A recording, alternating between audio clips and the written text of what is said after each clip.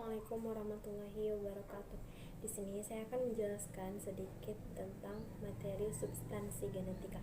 Dari materi substansi genetika ini, yang pertama kali kita bahas adalah gen. Kita akan membahas pertama kali yaitu pengertian, fungsi, dan juga bagian-bagian dari gen tersebut.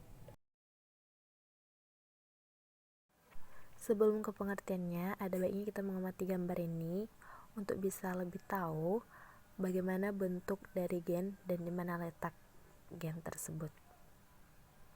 Gen adalah materi pembawa sifat yang terdapat di dalam kromosom yang menentukan sifat yang akan diturunkan kepada keturunan selanjutnya. Dan setiap gen memiliki pasangan homolog yang disebut dengan alel.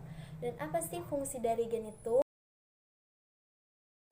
Gen memiliki dua fungsi, yaitu yang pertama adalah menyampaikan informasi dari satu generasi ke generasi berikutnya.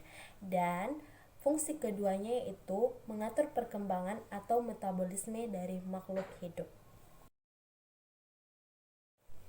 Gen pada makhluk hidup dibentuk oleh suatu susunan kimia yang terdiri atas nukleoprotein yang merupakan senyawa dari asam nukleat dan protein.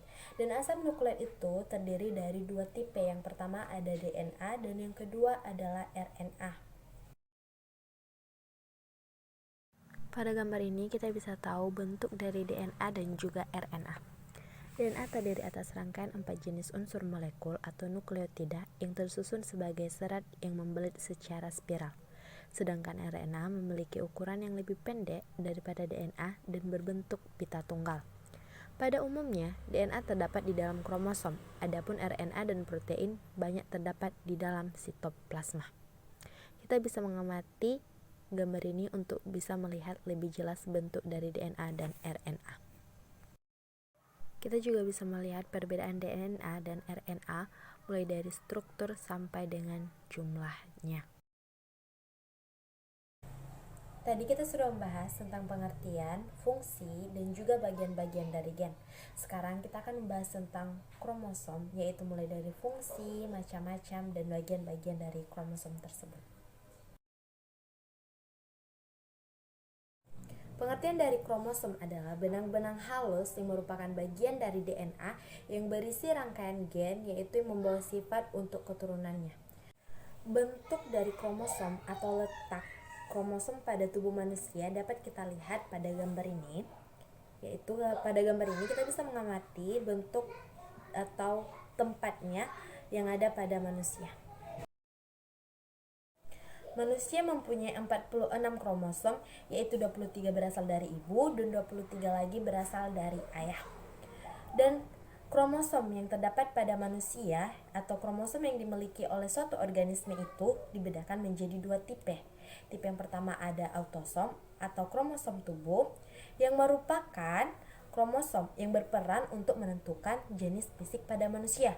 Dan yang kedua yaitu kromosom seks atau yang biasa disebut dengan gonosom, yaitu berperan untuk menentukan jenis kelamin pada manusia. Dan kalian tahu tidak, dari 46 kromosom atau sama dengan 23 pasang kromosom, 22 pasang kromosom tersebut merupakan atau termasuk dalam jenis autosom. Dan satu pasang lagi sisanya yaitu merupakan bagian dari gonosom. Pada gambar ini kita bisa melihat bagian-bagian dari kromosom yaitu ada kromatid dan juga sentromer. Secara garis besar, struktur kromosom terdiri atas sentromer dan juga kromatid. Sentromer atau biasa juga disebut dengan kinetekor adalah bagian dari kromosom, yaitu tempat melekatnya benang-benang spindel yang berperan menggerakkan kromosom selama proses pembelahan sel. Dan berdasarkan letak sentromernya, kromosom dapat dibedakan menjadi 4 macam, yaitu yang pertama ada telosentrik, yang kedua ada akrosentrik, yang ketiga ada metasentrik, dan yang terakhir ada submetasentrik. Dan untuk lebih jelasnya lagi, mari kita amati gambar berikut ini. Pada gambar ini kita bisa melihat bentuk dari macam-macam sentromer, yaitu yang pertama ada telosentrik, yaitu di mana jika sentromer terletak di ujung lengan kromosom. Yang kedua yaitu akrosentrik, yaitu jika sentromer terletak di dekat ujung. Yang ketiga ada submetasentrik, jika sentromer terletak agak ke tengah sehingga kedua lengan tidak sama panjang. Dan yang terakhir ada metasentrik, yaitu jika sentromer terletak di tengah-tengah antar kedua lengan. Itu tadi pembahasan mengenai substansi genetika, yaitu ada pembahasan tentang gen dan juga kromosom. Saya ucapkan terima kasih dan semoga apa yang saya sampaikan tadi bisa membantu kita semua dan bisa menambah ilmu serta wawasan kita semua. Terima kasih.